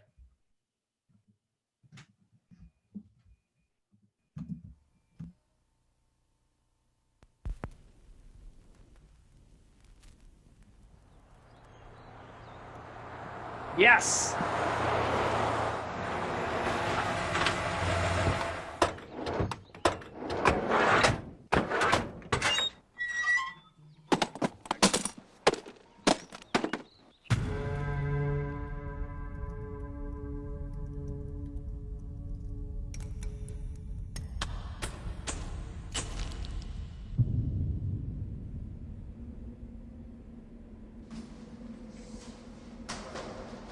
Are you boys here to karaoke? Well, actually, Just pick yourself out a song. see, we just playing a. Go ahead. Don't be bashful. All right.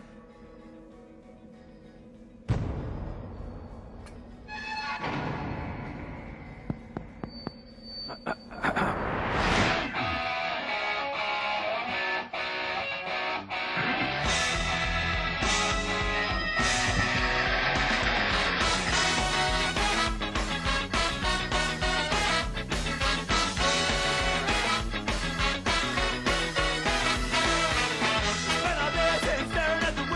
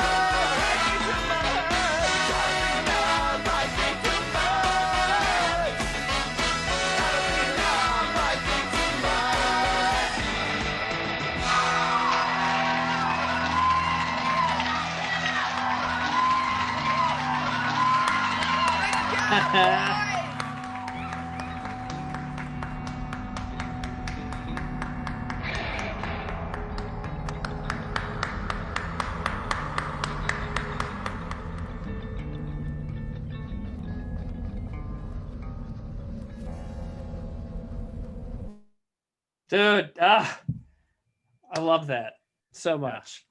Here's what is finest ska band. Hell yeah.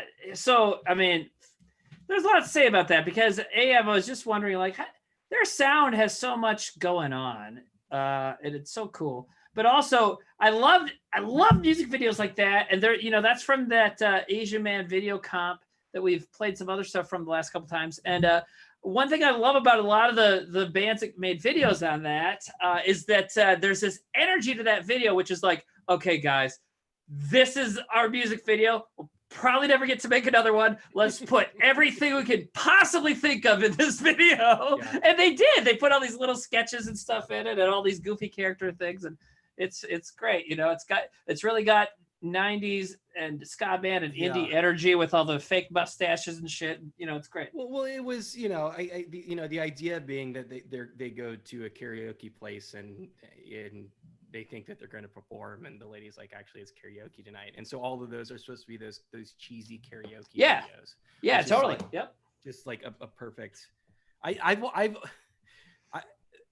Man, I don't know. I feel like there should be like a docu. I would watch a documentary about how those get made.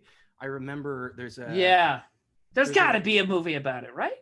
There's a lot of like, I'll go to I obviously have not been to karaoke in a very long time, but like obviously if you go to like K-Town here or you go to Chinatown, like a lot Little Tokyo, yeah, a lot of times they're just little kind of like generic videos of like seascapes and things panning, but then every once in a while, like I think if you go to Sing Sing Karaoke in Manhattan, I think it's the Love Shack video that, like, I swear to God is like a David Lynch video. Is Sing Sing the one where you rent rooms and then they also have a there's bar you can sing at the bar up front? There's one on St. Mark's and then there's one in Alphabet City. Okay, I've been to the Alphabet one. Okay. I think there's a little person in the video and it's just like it's like it's basically a David Lynch movie, the length of a song. Well, karaoke is why we know each other. So when you really boil, when you take our relationship and boil it down to just the basic sugared sauce, skip that metaphor. Anyways, I started going to karaoke with a comedy friend of mine and became friends with all the people at the karaoke night and became really, really good friends with some of them, including one of your good friends, Crystal. And that's how you and I eventually met at Thanksgiving probably one year. Because she was a stellar Thanksgiving host. God damn, yeah. Crystal. Yeah, right. So good at Thanksgiving. A former Banana Slug herself, who, I was very sad when she moved back to the Bay Area because obviously a friend of mine was leaving more than anything. Like, but you were jealous. No. Okay. I mean, I'm jealous that she gets to go to all the A's games that she goes to. Right. And I have subsequently been to a few A's games with her, but what really made me sad is I didn't know what I was going to do for Thanksgiving. Yes, dude, she's so good at Thanksgiving. Yeah. Crystal, you're so good at Thanksgiving. Yeah. Thank you, Crystal. So Slow Gherkin from their masterpiece record, Shed Some Skin. Absolutely. James, as we somebody we need to get on the show one of these days. Yeah, right after the director of that video. Yeah, the baseball on the beach video. What if we got him on together? Yeah, that'd be confusing as hell. We should just program. We should do one of these days. I don't know. Somebody out there is probably doing this, but like we should go out of our way to make the most confusing show we can do. Yes, I know that Trevor's tried, but I think we could outdo it because I'm certainly more confused. So just in general, because I think it'd be great to get Trevor. Go ahead. Sorry. I was just gonna say, I think the issue with Trevor is that like he's obviously somebody who can like tell a narrative and write a script. So like he's got all of these like, bullshit rules. He's good at putting together a show. Yeah, in the same way that like I think that if you really wanted chaos, you would need an outsider artist such as yourself. No, but he is. Yeah, okay. I'm the biggest sell there is. The Henry Darger of YouTube. That's for the 3 people that get that. Yeah. No. Honestly, he's so good at like that fucked up chaos sort of thing. But I think he was shooting for that, and then we just started doing more Whitest Kids Zooms. But I like the idea, which is I think what you're getting at, of getting like 1 or 2, getting like 2 guests at the same time that don't like getting James from Slow Gherkin, the director of that ska video from 2014, to be like, all right, guys, hey, and just try to have a show. Let me up the ante. What if we did that? So those are related thematically under the umbrella of ska music, so they could probably and I know right played. They probably know some of the same people. Yeah. They there's a good chance. Can play with Kamuri, and so what we need to do is we need to get 3 or 4 people from completely different disciplines, widen the gap, on the same show, and then we need to like have our connections drop and force Yes, have our connections drop. We'll make our guests have a little accident. or I don't know. Like I think no, you're right on. This is absolutely no. You get a sculptor, you get Tiger Woods, and you get James from Slow Gherkin, and you get them all up here, and then we just fucking bail 10 minutes into it. I mean, is there a show? Obviously, there are so many of these in the world right now, on-demand entertainment that people are doing. Is there one almost like a blind date podcast where we just pull 2 or 3 people of unrelated fields and just have them engage for an hour and see what happens? I don't know. I don't know, but it's a good idea. I suspect that there isn't, and I suspect there's a reason why there isn't. You're right, because it sounds crazy. But I think if anybody is going to put something like that together with the necessary, not just a veneer of doing it on purpose, but where it's like it would happen. And people be like, they just might have done that by accident. You know what I mean? Like, I don't think if we're involved, it'll be more likely like, okay, maybe they just fucked it up. Yeah, because again, like, because it could easily be a Tim and Eric sketch. Obviously, they know what they're doing. Scott in chat mentioned Jim Jarmusch, which I believe is a reference to coffee and cigarettes. But like, sure. But that's like, what if we got Tom Waits and the RZA? Wasn't it a little bit? I think it was like genuine conversations, but it was like, what if we get Tom Waits and the RZA together? Again, in the same way that James and the director of this Japanese music video could probably find something to talk about. That's in the ether. Yeah. The idea is you get like a neuroscientist, right, and somebody who trains parakeets for movies. And I don't know, give me a third thing. You did improv. You get my dad. Okay, and you get James from Slow Gherkin, and then you get one of those guys that works at a sword store in the mall. You get like those 3 guys together. Who the hell knows? What if we just got our dads on? That'd probably be terrific. I'm sure. What? They can just talk about Bob Seger or whatever.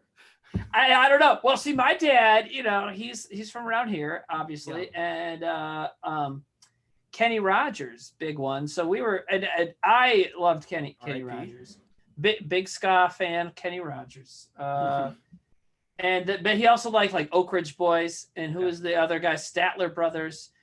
But my dad, and he has a good friend who's his age that they did a little bit of radio together, and the other guy still does radio, and they got to go backstage and eat dinner with Chicago, like when Chicago was at you're talking like mid-late 70s, so they were like fucking Chicago, and like Chicago Transit Authority. Yeah, right. It was after that, but they were huge. And so like he likes that kind of stuff. Like very obviously very dad music. It still fits right into the dad music category. What's your dad like? Yeah. Bob Does he like Seger. ska music? Bob Seger doesn't like ska music. My dad knows one ska band. I think there's a chance that he's tuning in now. Oh, what's up, Mr. Heater? Yeah. Hey, Mr. Heater. It's in your fridge. I think my dad like. I don't think he's adventurous musically. I know he wasn't like a fan of Prince, for example. Okay. I know. When the Royal Tenenbaums came out, we drove to the only place it was playing was this small movie theater in Albany, California, which is right next to Berkeley. We went and watched it, and I was like peak Wes Anderson at that point, and I was like, I was like, what did you think? And he said, that was weird. Perfect. Yeah. I mean, so, that's what dads are supposed to say. Probably not a Gibby Haynes fan is my point. When my it was in my room last night. When my daughter's 10 years older and she's 19, 20, and she's gonna get into some film and take me to it, I'll probably be like, what? But and I know this is all very tangential off of ska, but we're almost 2 hours in, so it's fine. This is very funny. So at least to me, I took my mom to a movie when I was in Wisconsin. I ended up going to college in Wisconsin for a little bit before I moved to New York, Viterbo University in La Crosse. And so I was there, visiting the school, figuring stuff out. It was like August, and my mom and her friend and I were like, let's go to a movie. And I took my mother to Eyes Wide Shut. And I only just remembered that a couple years ago, and I just tweeted that. I just remembered that I took my mom to Eyes Wide Shut, and people were just like, holy fucking shit. And I was like, that's not something that seems that bad, but then when you really give it a little thought, you're like, oh, geez. Because that movie, there's a lot of sex in that movie, but that is also just like a sex movie. Like, it's about sex. It's all, like, every line of dialogue in that movie is about fucking. Sorry, Mr. Heater. Sex. Wait, so I know he's had Fidelio. Wait, so how does your daughter enter into this? No, I was I was saying that more off of what you were saying about taking her dad to Royal Tenenbaums. Saying that when she's 19, 20 or whatever, she's going to take me to some film and I'll be like, what the fuck? or a Wes Anderson-y movie. Because think how Wes Anderson has gotten. So in another 10 years, Wes Anderson will be so Wes Anderson that she's gonna take me there, and it's basically just gonna be like a room full of cute sweaters, and it'll probably be terrific. Sure. But she'll be like, wasn't that amazing? I'll be like, I don't know. It's just gonna be like a 2 hour static shot on a doily with Nico playing in the background. It'd probably be pretty good. I mean, that guy even misfires very well. So, he's a really good artist. I do want to say one thing about the Slow Gherkin song. That one particularly, okay? So that album was a big, big deal to me right at the end of high school. Senior year. I was dealing with some, I tried to date one girl in high school and I failed miserably. We're very, very, very good friends now, but failed miserably at it. And I listened to Slow Gherkin a lot to help get me through it. And that album and that song, How Now Lowbrow, the chorus, I don't think enough. I think too much. I mean, that was me. And now years later, as I've figured out more what my problem is, I got diagnosed with anxiety and all this stuff. It's I do think too much. And it's that's always been my fucking theme. And I now even more understand why. And also, as a kid who loved Tintin comics and read a lot of Tintin comics, I'm like, that's got to be the only song I've ever heard that references Tintin. So, Yeah. It reminds me. Herish. We were talking about Operation Ivy offline. Yes. Yep. I was soliciting some suggestions for music videos from the two of you, and obviously like Operation. Oh, they need to be stuff. videos. I'm stupid. Yeah, Okay. no, that's that's sort of the roadblock there. Yeah. Is there? I think there are some like live videos of them from Gilman from like 1989 that were Right. shot on whatever Shot on technology Super was 8. available Yeah. at the time. No, but that reminds me, the chorus of that song and you describing it does remind me of the song "Knowledge" by Operation Ivy, covered by Green Day later, and the chorus is. I believe it's a Socrates reference, which is all I know is that I don't know nothing. Yeah, that's such a great chorus too. Well, it's been a very Bill and Ted week at my house, and they have Socrates, as he's called in those in that universe. Say that like when they first introduce him, he says like all we know is that we don't know anything, is that we know nothing.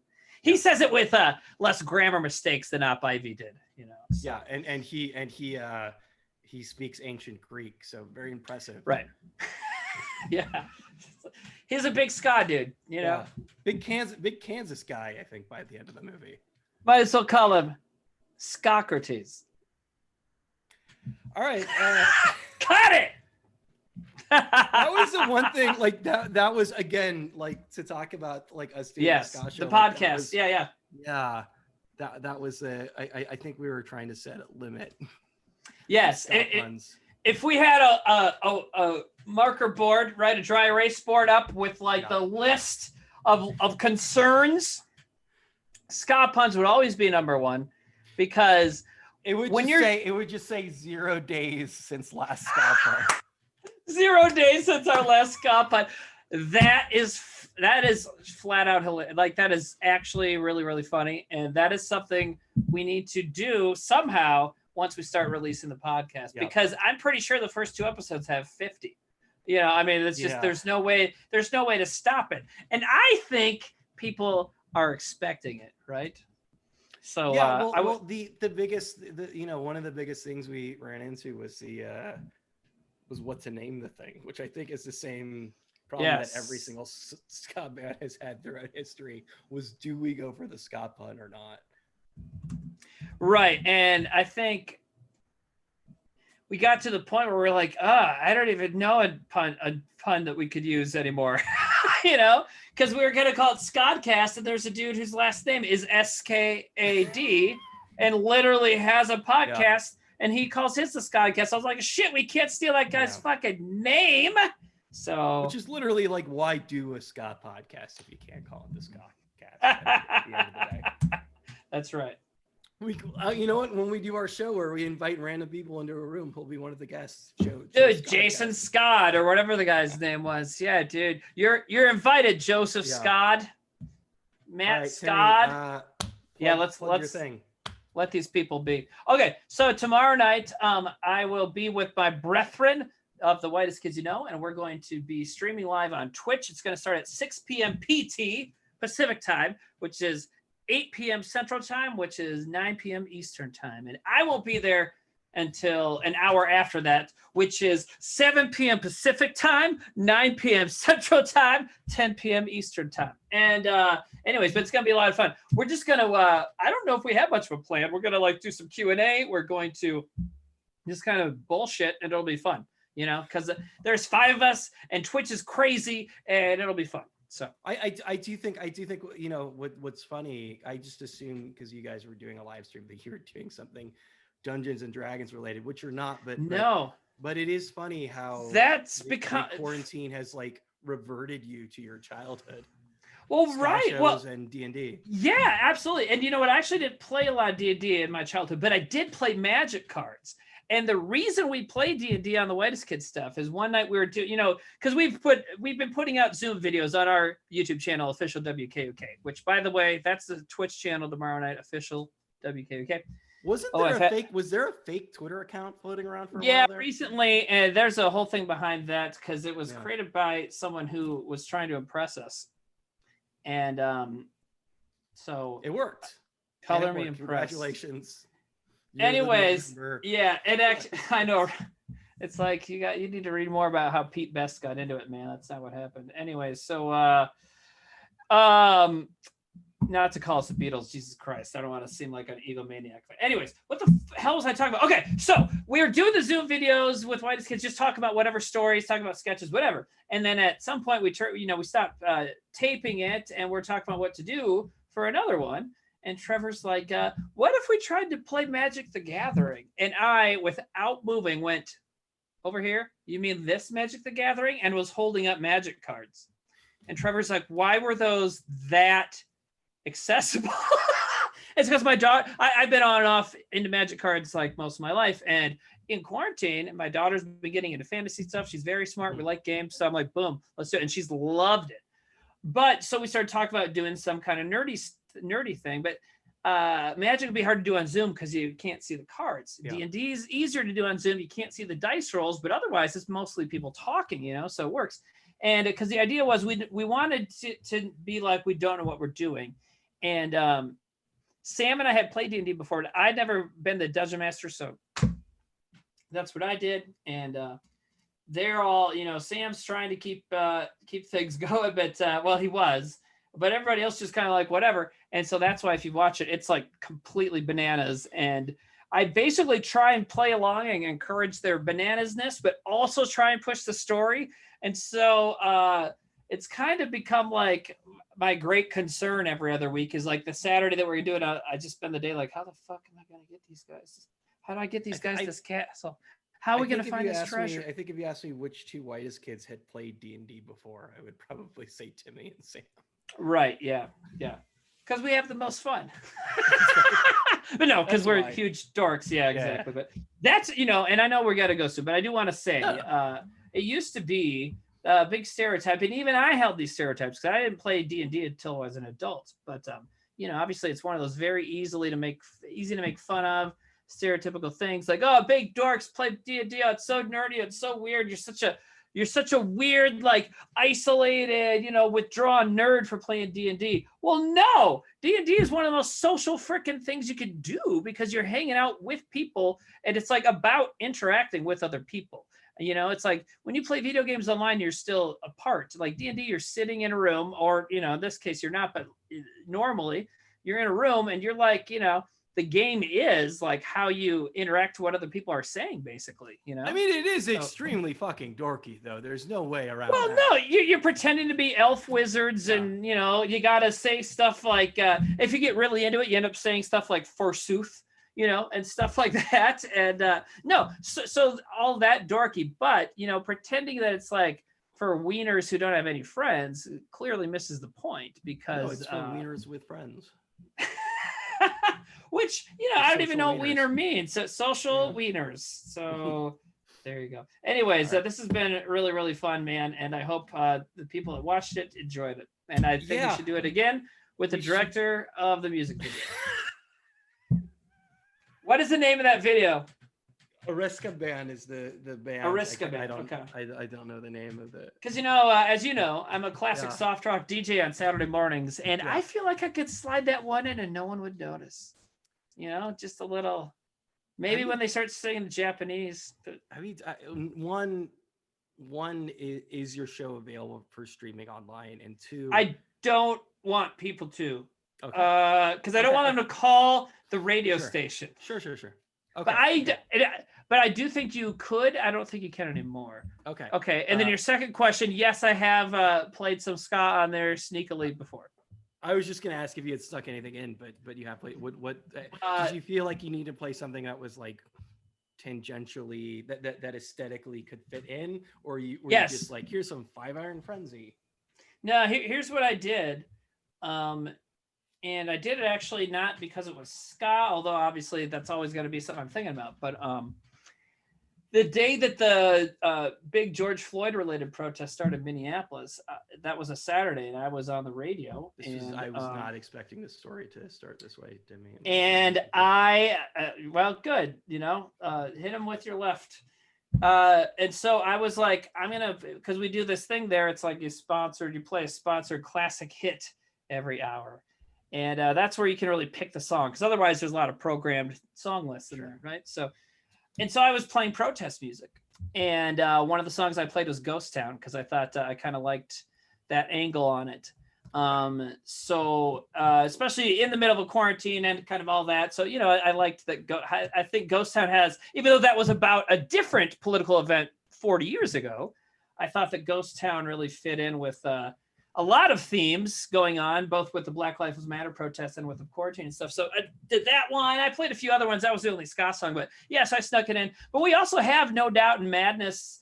They're hits, but No Doubt and Madness in our regular rotation and a couple other things probably. But no, I never played like Boss Tones because we have a lot of like old people listening and people who are too old to appreciate like, oh, never, they're not going to like that. So maybe in 10 more years or after South Dakota's handling of the pandemic gets rid of the old people, then I'll start playing more Boss Tones. So sure. Yeah. And respect to Madness who invented ska. Peter, all right, let's go, man. That was for the one guy who. That was for Scott. No, he's my friend. That He's my friend Scott. Joke. Okay. Yeah. All right. Stuff for me. RAYL is the name of my podcast. It's the logo is in the YouTube channel right now. Tune into that. My face is starting to heal, so I'm recording new episodes of that, and starting to do semi-regular live streams on here. We did one last week that is still up with Ophira Eisenberg of NPR's Ask Me Another, Dan Kennedy of The Moth, my two semi-co-hosts, and we interviewed Keith Knight, who has a fantastic show coming out on Hulu next week called Woke. Highly recommend that. And I launched a newsletter, which is like a bunch of it's really cool, fun, weird stories. It's just bheater@substack.com. So yeah, that's all I got. And I'm gonna go out on a limb and say that this was, not including the Dan Potthast part, was even more fun than last time. So let's absolutely and let's keep doing good guests.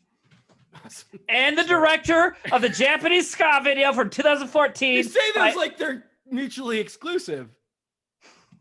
What?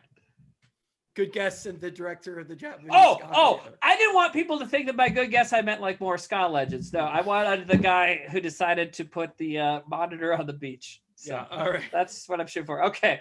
We need to thanks to all let us have mercy. Yes, thank you guys. You guys are awesome. Have a good night. Bye-bye. Oh wait. Oh no, I gotta play one more song. Timmy's gone.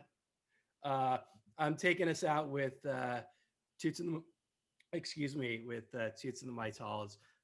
As we mentioned early in the show, he's in the hospital right now with COVID-related sickness. So sending all of our love to Toots Hubert of Toots and the Mytals. Thanks again, everyone, for tuning in, and hopefully we will catch you very soon doing this again.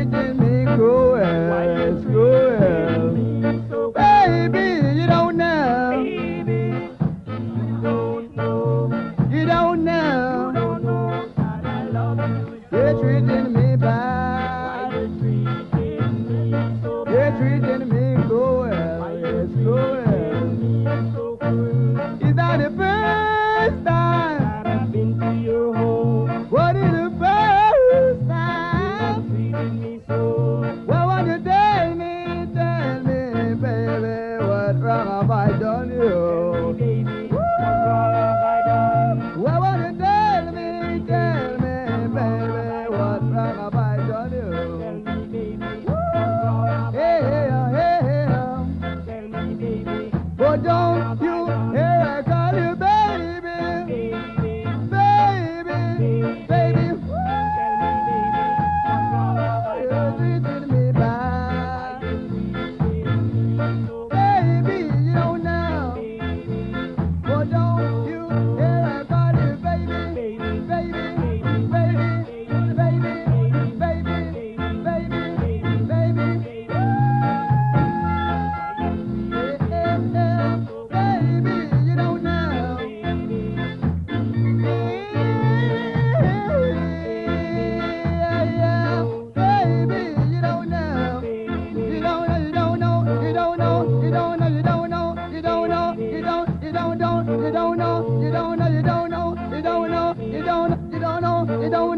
You don't know, you don't know, you don't know, you don't know, you don't know, you don't know, you don't know.